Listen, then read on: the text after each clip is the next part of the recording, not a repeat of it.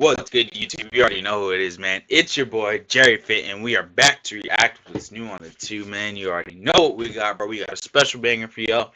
Investigating America's richest pastor, Kenneth Copeland, man. You already know Tommy G got that banger. Bear with me, y'all. I know this video is a couple of weeks old, but if you watch my last video, I'll explain everything that happened, man. We're back on the motion train, bro. We just needed a little time to adjust to the new corporate life. But now we're back. We're ready to drop. You know what I'm saying? It feels good to be back recording, man. That last video that I just recorded felt nice. And yeah, man, I was killing to watch this video. You guys know that, like, since I've been reacting to Tommy G, I've been wanting to watch his exposure videos on the mega churches and stuff like that, man. Like, he showed a brief clip of it in one of the first reactions I did to him. Like, you guys know, our first reaction to him was a Scientology video. That video was a banger, man. If you haven't watched that, I'll clip it at the end of this video. Y'all can go check that out. And y'all can just see the difference in growth from when, you know, we uploaded that video to now, too. It's kind of crazy, man. That was one of my first videos. And yeah, dude, 90 subscribers before I forget, man. Appreciate y'all for letting me hit 90 subscribers, bro. I know we've been slow the last couple of weeks, but dude, to just see that you guys are still watching my videos, still supporting, man, still liking, commenting, subbing, like, it means the most to me. So I appreciate everybody that's tuned in, man. We're just gonna keep working harder, bro. Now, before we get into this video, man, you already know what I'm gonna tell you. Make sure you like, comment, subscribe, and turn on post notifications, man. We're bringing that heat, bro. We're gonna keep growing. So let's jump into it. Already know Tommy got the banger, bro. That human beings are demons. No, I do not. And don't you ever say I did. Jesus, man. No one's ever seen this. This is his original presentation to raise money from the 70s. I think he started with good intentions, but I think power and money went to his head. We're gonna get in here. He just opened? Shit, man, I miss Tommy G's videos. Is one of the darkest individuals I've ever come across. Jesus, man.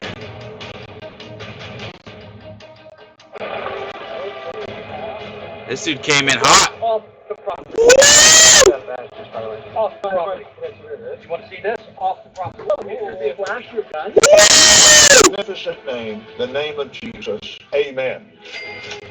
Damn, this is gonna be a good video, bro. Damn.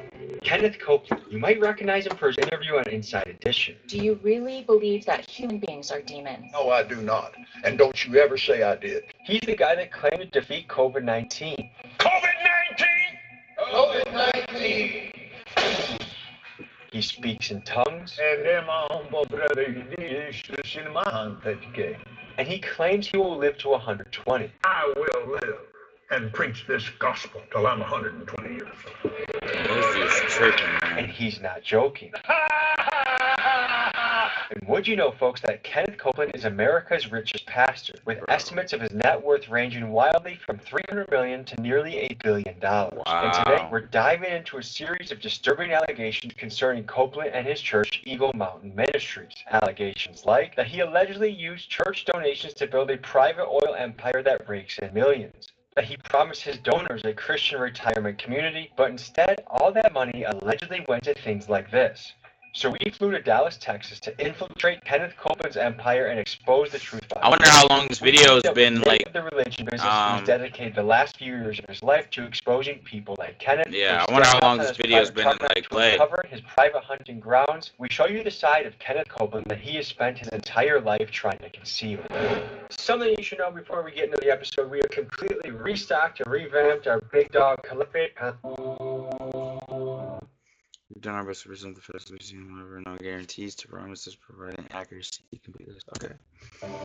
Cool, calm little disclaimer.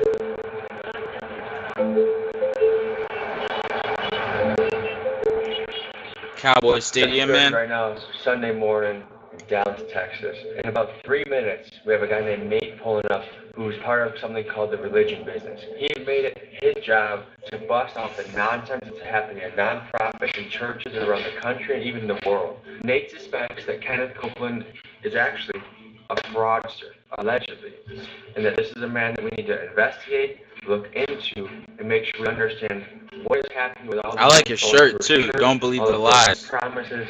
How is a pastor worth nearly $1 billion? What is up, brother? Good to meet you too, man. How are you doing? I'm doing good. I've got a really big 30 by like 40-inch map of his property, so we'll block it out. I think That's his we'll property, split down the bro. roads. Bro, that's a big ass map, man. I am Nathan Appel, TV and film director, and my mission is to bring accountability into the religious institutions here in America. Respect. I was raised as a Christian, like raised in the megachurch setting, and I realized this whole system is a house of cards and it needs to be No taken way. apart. That's cool he comes from it and that he's trying to One of the darkest expose. individuals I've ever come across. Justin Peters is a world-renowned preacher who uses a deep understanding of biblical scripture to expose the lies of prosperity gospel leaders like Kenneth Copeland. There's perhaps no Christian better suited to be an expert witness on the teachings of Copeland than him. I honestly believe that Kenneth Copeland is demon-possessed. I think he started with good intentions, but I think What? power and money and the ease in which people are manipulated went to his head. This is Sarah. She worked for the Copelands for years. After she could no longer take it, she chose to leave the church, even though she knew this would mean being cut off from her parents, who to this day still work there. We were not allowed to talk to him or approach him in any way. He would come in with like fully armed security guards, which is a little weird when you're going into your own business. And that's what I'm saying, bro. Why do you need all that, bro? Shouldn't you trust all the people that you hire?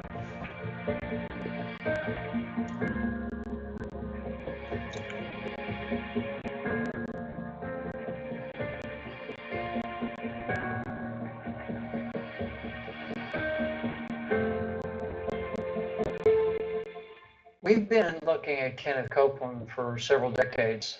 This is Pete Wow. and Barry. They are private investigators who have spent decades looking into Kenneth Copeland, and I was shocked by some of the things they had dug up about Kenneth. When my boss, Ole Anthony, sat down at breakfast with him in the 1970s, Kenneth Copeland ordered pancakes. He handed them back to the waitress and said, "God doesn't want me to eat cold pancakes." And everybody thought he was joking, and they looked at him, and everybody looked back and forth. He was serious. He was dead serious. Kenneth Copeland has been raising money since the late 70s for the revival capital of the world, which is What is this, bro? This is his sanctuary. So for 44 years, no one's ever seen this. This is his original presentation to raise money from the 70s. He used to mail this to people, to millions of people in the U.S. and ask for money. There was never any real plan or any real push to have any of that done. This is Melissa, another former Copeland ministry employee, and she spent 6 years with the church doing things like admin work, marketing, and ministerial relations. Kenneth Copeland planned to build 6 things on this property. A ministry facility, which is the church building, the headquarters, his Kenneth Copeland and Eagle Mountain Church's headquarters, a resort hotel, paying members to use, the Kingdom Park, a beautiful park to use, his radio and TV center, and Wisdom Heights, which is a retirement community. So you give to me, and you will be able to live in our retirement community, and all the while, you'll get to come and watch broadcast TVs, our recordings, you'll get to live and enjoy the revival capital of the world. Part of the revival capital of the world was actually finished, but most of it was not. How are we going to penetrate this operation? The main roads here, there's a railroad crossing here. So this is a real property or no? This is the main highway, right here. This is the gate. I thought this was where he There's lived. sometimes a police officer stationed here, but the gate's open because there's going to be a couple hundred people pouring through here. Do they have this police paid off? Like, are they paying this guy to watch? They do have private security for the whole property, so we're going to come right through here. These are all parking lots for the church. You're going to walk into the building, so there's a gate right here. So this is the private road. It's a dirt road that runs all the way here, all the way here, around here,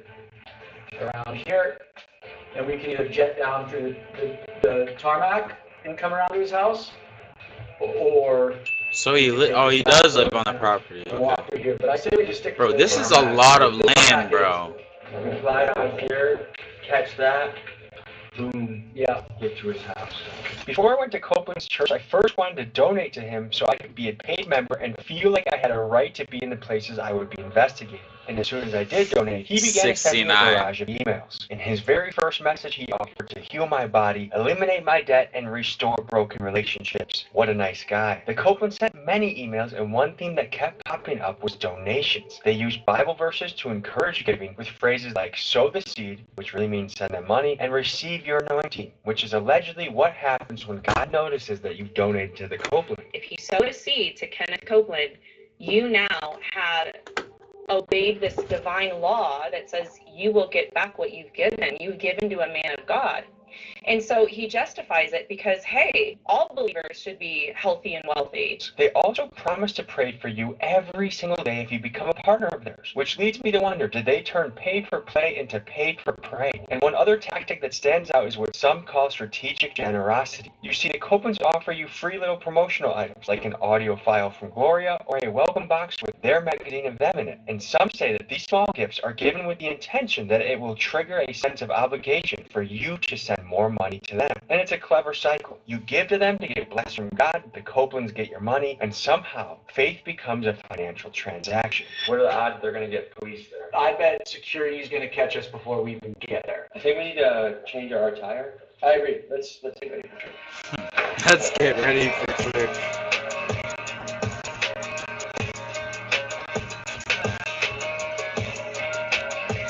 Hey, hey, hey. Boy, they got that swag on. Hey. I grew up going to, in what was at the time, one of the biggest mega churches in the country. Wow, really? Church. Thousands and thousands of people in a huge auditorium. There was escalators in the place, restaurant, cafeteria, bookstore, basketball courts. It was amazing. I've never had that, like, oh, I have a spiritual connection to God. And so I fell away from the church as I got older. What do you think it is that makes someone continue to give money to a guy that already has private jets? That's so interesting that they both already grew up. And much, much more. The poor in the megachurch are desperate. Because people want to believe desperately in the miracles. This is a way for me to grow my bank balance. This is a way for me to become richer. This is Melissa. She's a Christian YouTuber who uses her platform to discuss theology, expose false teachings, and help people spot spiritual deception. Here was her take on Copeland. What you give, you will get back. And if you can teach people that, if you can shut down their ability to even understand what the Bible actually teaches about it, and their ability to critically think, then that's an easy given. That I believe that.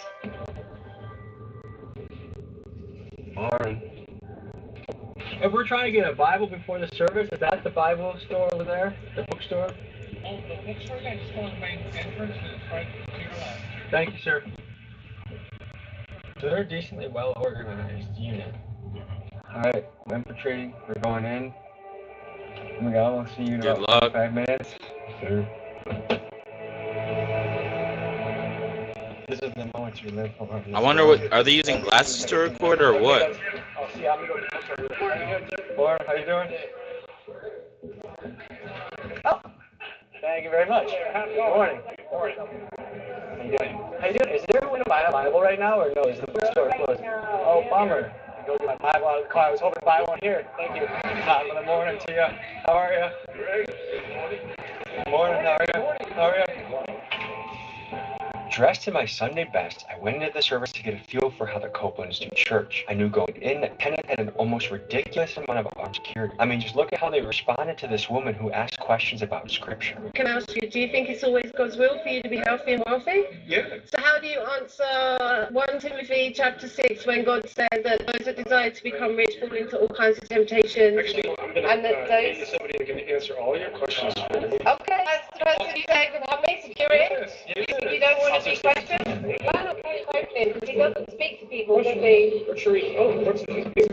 That's where they have staff pastors to me answer questions. So we went in incognito. I'm not gonna lie, that was kind of trying funny, to bro. stay under the radar before we left. Dude, the way, as soon as he picked up his phone, you knew he was getting security. Was the fact that there's cameras around and you've got to watch what you say because people. Describe the volunteer culture in the church. It is Volunteer? very unhealthy. I also volunteered there for a while. I would definitely call it labor trafficking because they expect you to do everything for free and choose that over your actual job. That's fuck. That's sorry, but that's nuts, bro.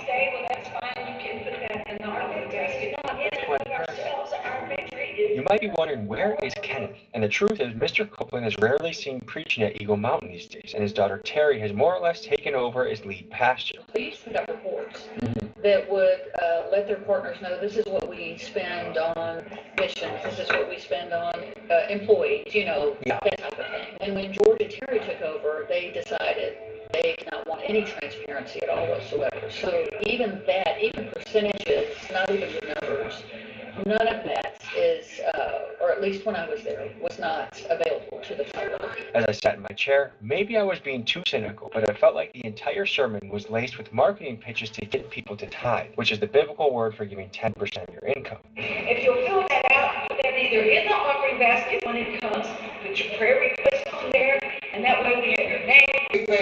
That's crazy that people dude, it's crazy that people actually like submit to stuff like this, man. Like, bro, if you really want to get close to Christ, bro, pick up your Bible and like figure it out for yourself, man. Like, he's there to like help you and guide you, man. Like, seriously, bro.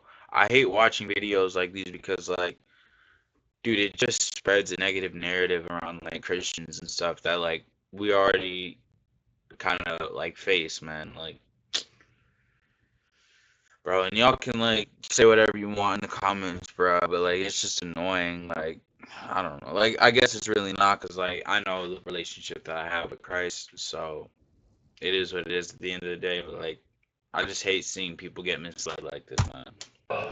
You see, Kenneth and other prosperity gospel preachers have morphed tithing into this weird formula that essentially, if you give money to them, an anointed prophet of God, then it will somehow translate into God then deciding to multiply your income. Now, some of you may have been expecting a bigger auditorium, and what you have to realize is most of Kenneth's audience is watching through TV, hence why they call him a televangelist. And in his church, he had dozens of ushers who also doubled as security, many of them probably armed, but most importantly, their job was to approach people sitting in the back and bring them up to pack the front of the church. The reason? To make the audience look filled to capacity for the people watching on their TV back home. The longer I was there, they started limiting bathroom breaks. You're not allowed to approach certain people. You're expected to all act the same, dress the same. They expected all the body shapes to be the same, telling people they were poorly representing Kenneth because they were a little bit overweight. In the most important time in this nation, we need to know how to vote. A quick note, folks, there's something called separation of church and state. One way that churches keep their tax-exempt status is by avoiding direct political endorsements. But here at Eagle Mountain, you see classes aimed at educating their members on how to vote. And Kenneth Copeland himself makes his political leanings pretty clear. Here where he mocks Joe Biden. The media said Joe Biden's president. Ha ha ha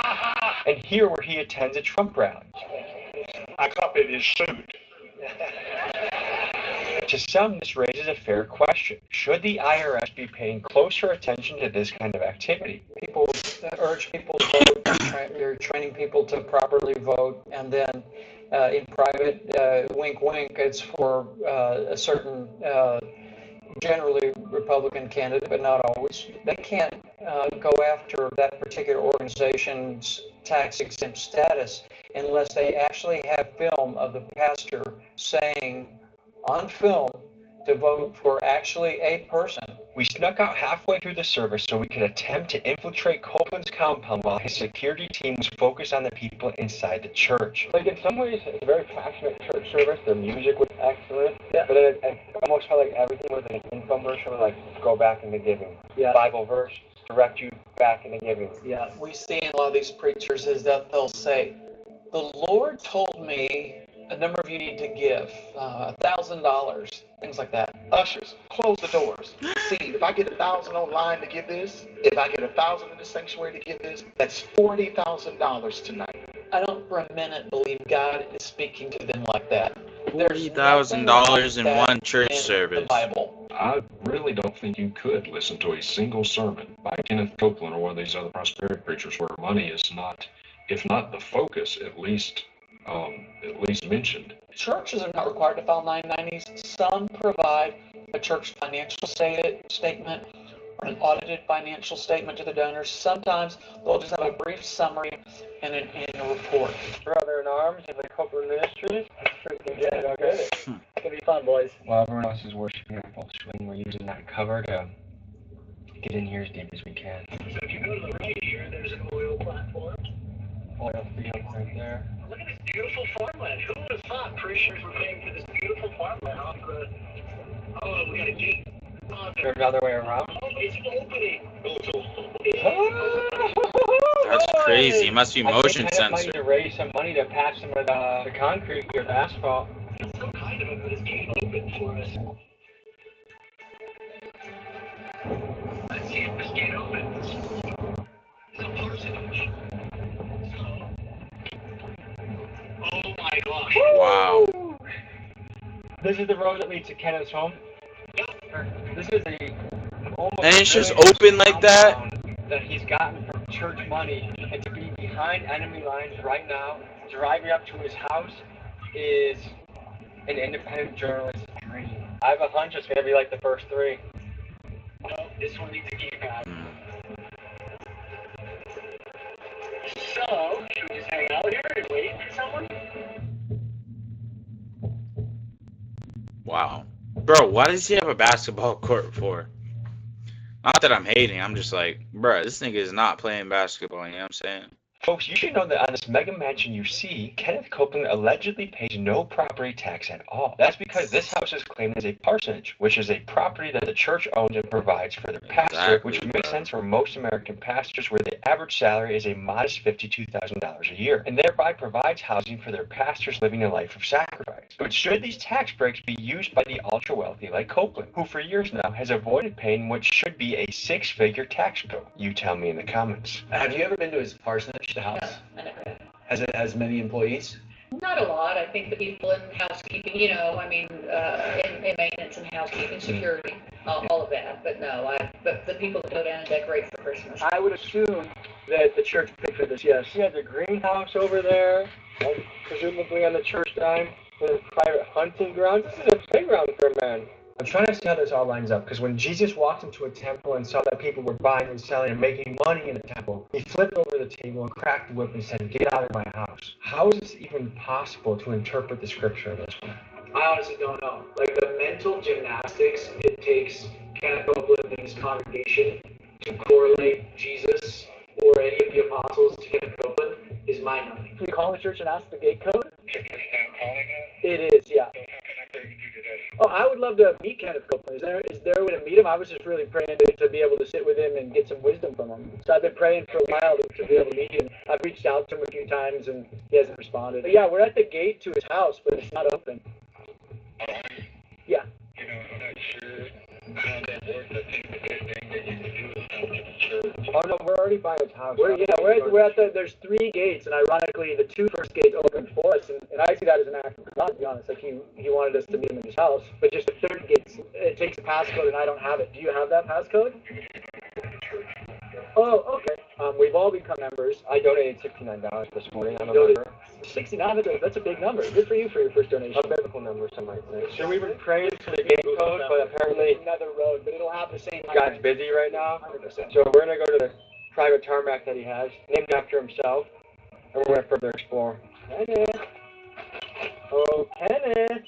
When we discovered there was this huge mansion on the property, church members would call us when it came out in the news and said, "We didn't even know about his mansion on the property." We've had informants tell us that it's got a sweeping spiral staircase like you would see in the old movie Gone with the Wind.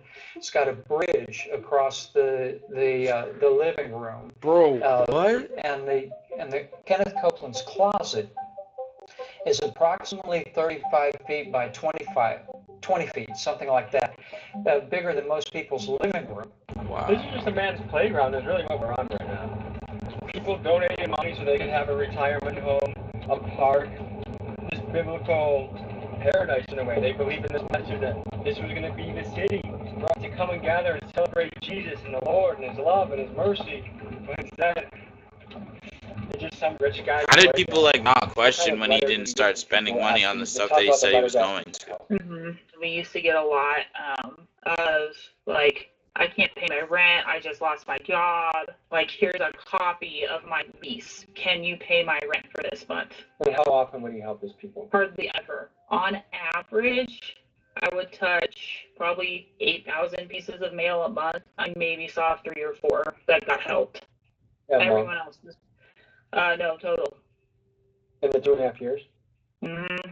We're on Kenneth Copeland's private tarmac. Let's check it out. Bro, damn.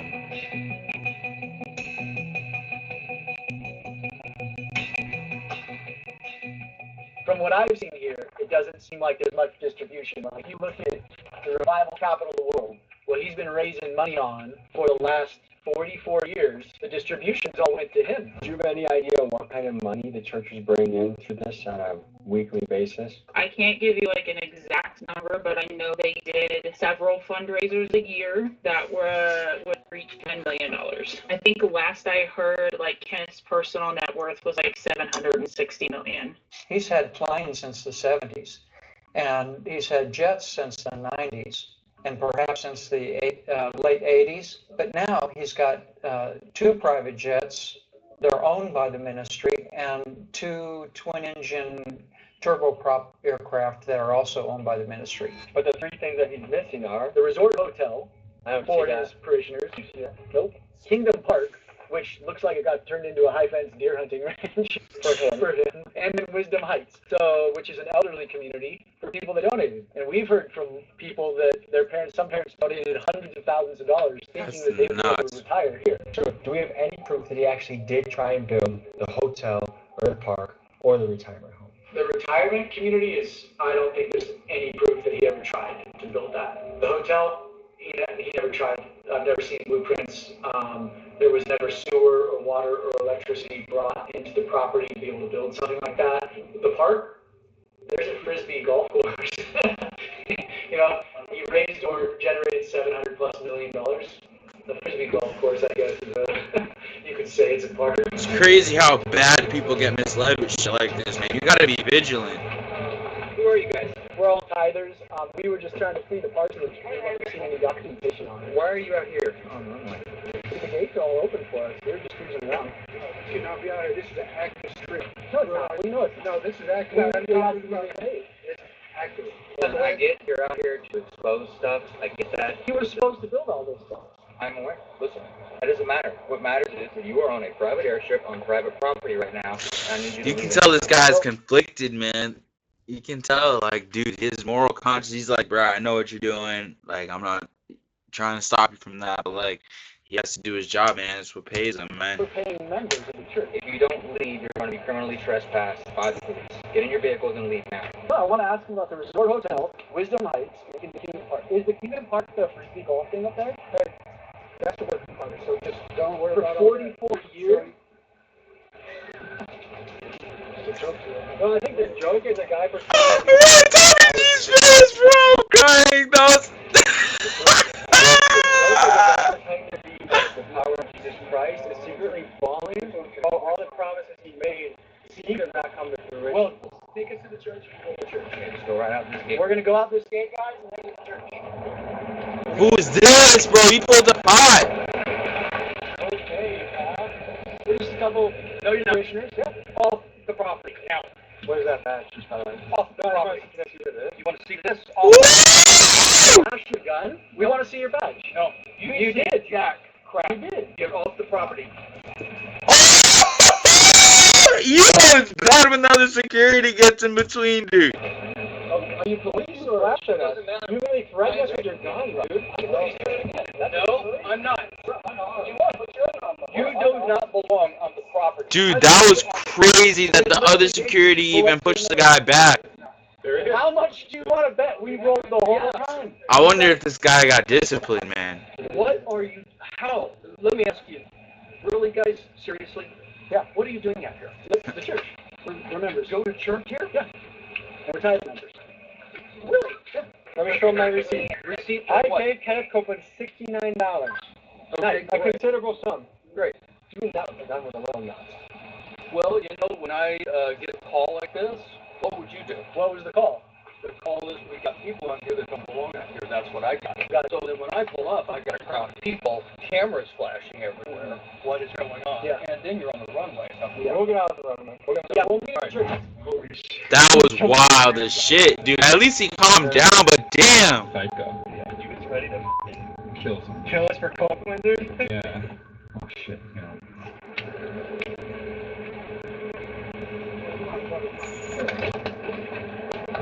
Did you just impersonate a police officer? No, I didn't. What'd you flash at us? Shut the camera What'd off. you flash at us? It is my badge for the job. Can you show me that? No, I already showed you. But And where actually, now? that's probably more dangerous than a weapon, isn't it? What? A camera?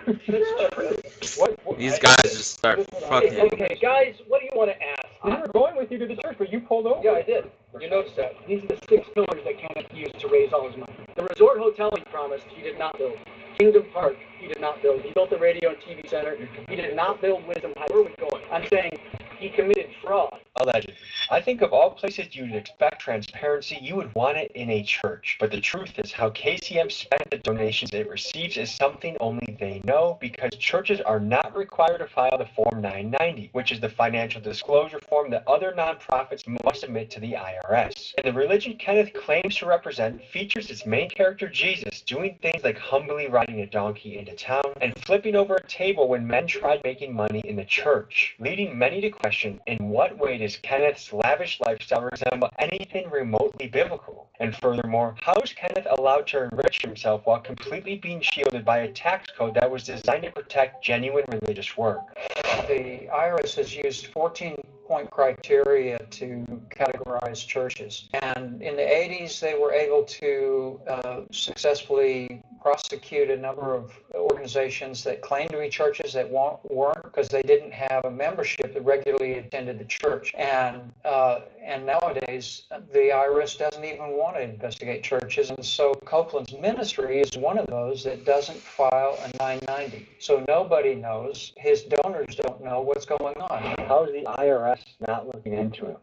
That is a good question. I remember back in 2008, Senator Chuck Grassley attempted to do that. You know, in the United States, we have freedom of religion, and I'm grateful for that. But underneath that umbrella, you've got a wide berth there. If it's my religion to say, if you give me $1,000, God will heal you of cancer.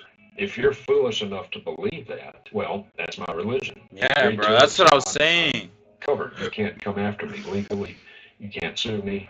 So what are you here to do? I'm here to point out a fraud. Yeah, that's not going to happen. Oh, I've got way more than this. I've got I'm more sure you data do. Then than... why are you here? Because if you you've wanted got to go everything see. you need. Oh, I don't have everything. That's why I want to talk to George or Kenneth. Okay, that's not going to happen. The only people that ever Please call me tell are him to shut the camera off. I can't. That's his job. Well, the next time I talk for you to vacate the property. I'm a paying member. Yeah, I know. $69 or No, that was on. Okay. Whatever. Yeah, but we paid for it. I contributed the receipt. I paid $69 to this church. And as of right now, you guys are criminal trespassing. And after this, you guys will no longer be allowed on the property. For how long? Saying up to a year. Up to a year? A year? Can we mark the calendar and live it in a year? I think you'll mark it. This guy did flash a badge and his gun out and stuff. I identified myself. We won't press charges if you invite us back to the church right now. Really? You're going to negotiate that on I camera? think that's fair. Okay, so hop in your cars and head out. See you next year, guys! See you next year.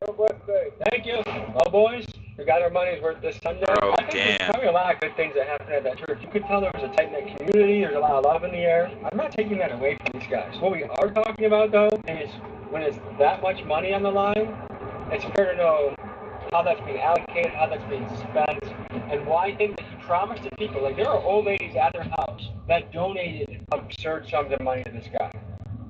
And nothing ever came to fruition. Hey, I'm going to build you a retirement home. Nothing. In an effort to get both sides of the story, we've reached out to Kenneth Copeland multiple times for an interview, but similar to Scientology, he typically does not do interviews because the results tend to be disastrous. But in the interest of fairness, I wanted to highlight the good Kenneth Copeland Ministries, or KCM, has done. And it was actually harder to find than I expected. I read through their 2024 report, and here were 3 major things that I found they celebrated. They distributed 84 million ministry materials, meaning things like books, CDs, and digital downloads. The report claims that they brought over 7 million people to salvation in Jesus Christ. And I learned that KCM has very strong ties with Israel and highlights donating surveillance equipment, security cameras, and tactical gear to their Israeli partners. Interesting. And after reading the report, most of KCM's charitable giving seems to be in the form of things like Copeland branded Bibles, sermon audio, and even a Copeland Christmas album, leading some to ask, is this really charity, or is this just self-promotion disguised as ministry? I'm here on the scene with private investigators. You guys have been looking into Copeland's for how long? For several decades. How do you think he came across the funds to get this kind of stuff? Well, he already had the property when they discovered that when fracking was invented, and they discovered they had gas underground there. And so they started drilling in about 1995, and we're hoping to be self-sufficient. But do we know what kind of funds he used to buy this? Do you know if it was church funds or otherwise? He raised funds for Revival Capital of the World in the 70s. Purchased the property. He says he got it for a steal. He flew over the property when he was flying back from Oklahoma, and said God told him that's going to be your property. And they discovered oil on it after they owned it. I heard the Lord, I was looking across there. I heard the Lord say, see the tree right over there? I said, yes, sir. If you're looking at it from his point of view, God surprised him with the oil, why not use it, right? Right. Anything to add to this oil kingdom we see behind us? Typically, when you have a nonprofit organization with drilling like this occurring on the land, it would be considered unrelated business income, because oil drilling has nothing to do with the ministry of the nonprofit organization. There's a formula 990T for unrelated business income. It would typically be reported and taxed, but there's a crazy loophole in the law. If the property is paid for, they do not have to report it as unrelated business income. If we were to look at all the people that have lived since biblical times to now, Kenneth Copeland would be in the top 0.00001% of lavish livers. I mean, there's kings that didn't even live like he does today. And he uses those scriptures about Solomon, the riches of Solomon, to justify his wealth. What if it's that same guy as yesterday that comes out and just starts firing? I think that's the same. That's the same truck. That was the same truck. There's the helicopter right there. Bro, wow. Hey, Kenneth! We need some answers! If you could speak directly to Kenneth, what would you tell him? I'd tell him, pay your fair share of taxes and get out of politics. Our goal was to storm Kenneth's private jet hangar and climb aboard his luxury aircraft. So we tracked down the place where his jets were stored, and this is what happened next. We found out that Kenneth Copeland is not using his own tarmac to store his jets, but he's using this one right up here. So we're going to see if we can find a way into his tarmac to see what his jets look like. You ready for a mission? Yeah, we're at the Alliance Airport. There's a private hangar over here that holds Copeland's jet. And then whenever his buddies fly in on their private jets, they're all just racked against this fence line. This is the place where the famous TikTok clip about Kenneth Copeland speaking like a demon to that lady, this is the famous area. Since he got a bigger plane, his main plane can't land on that small of a runway anymore, so he had to move here. What we're looking at right now is something that very few people in their life will ever even get access to. We're looking at a private airport. This is where the ultra wealthy fly on. And the thing is, some of those people here at this airport are megachurch pastors. Jesus told people to go out and sacrifice, to go out and give into the people, to go out and struggle and suffer. He had disciples that were on the road preaching that got persecuted, that got killed for spreading the message, living in great discomfort, living a life of sacrifice, living a life that they gave up everything they had for Jesus. You guys tell me in the comments, does that fly with you?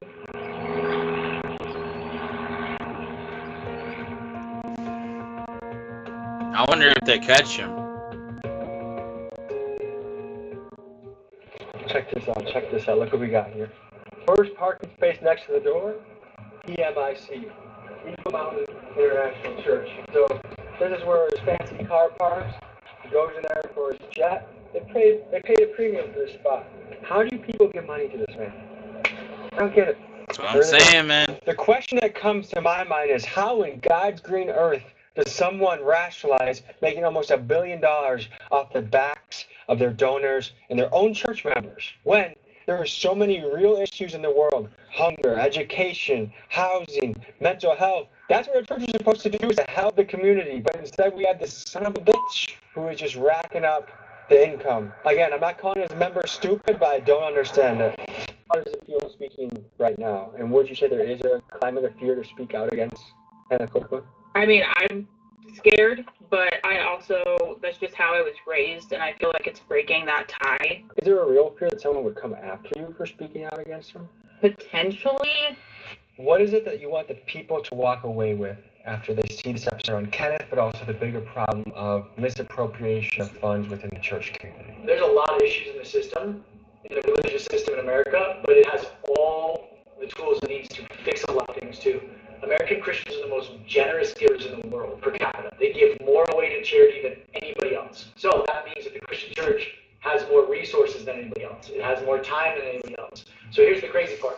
If reform was brought into the religious sector in America with these religious exemptions, the Christian church has enough resources, just if we stopped most of the theft in churches, to solve the top 30 global social issues, and it would affect no one's bottom line. You could change the world tomorrow.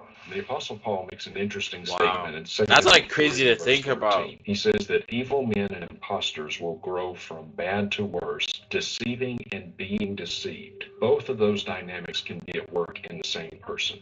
Kenneth Copeland is actively deceiving people. He knows that he's given many, many false prophecies. I would tell Kenneth Copeland to repent. I would say to Kenneth Copeland, Kenneth, I don't hate you, but I do hate what you do. But if I could say one thing to Kenneth Copeland, it would be, dude, the church should be the most accountable, transparent organization in the world. It is the literal, arbiter and voice of Jesus, or the manifested voice of that. And instead, it's the darkest, shadiest sector in the entire economy. Folks, as you probably know, this is just the tip of the iceberg of what needs to be exposed about churches and pastors out there. And That's gonna do it for this video, bro. I appreciate you guys tuning in, man. That's like crazy, bro. Like, if you take anything from this video, take this, man. Just always be careful in who you follow and what you follow. Like, if you're gonna develop a relationship with Christ, bro, my biggest recommendation is to just reach into that Bible, man. Get it from the source, and then you can from there just decide how you want to move. You know what I'm saying in terms of praising the Lord. So. Yeah, man, you guys already know the drill, bro. Shout out Tommy G for letting us use the content, bro. If you guys like videos like these, you already know what to do, man. Make sure you like, comment, subscribe, turn on post notifications, man. We're bringing that heat every single time, man. We're going to keep growing, bro. I appreciate you all for 90 subs, man. See y'all in the next video.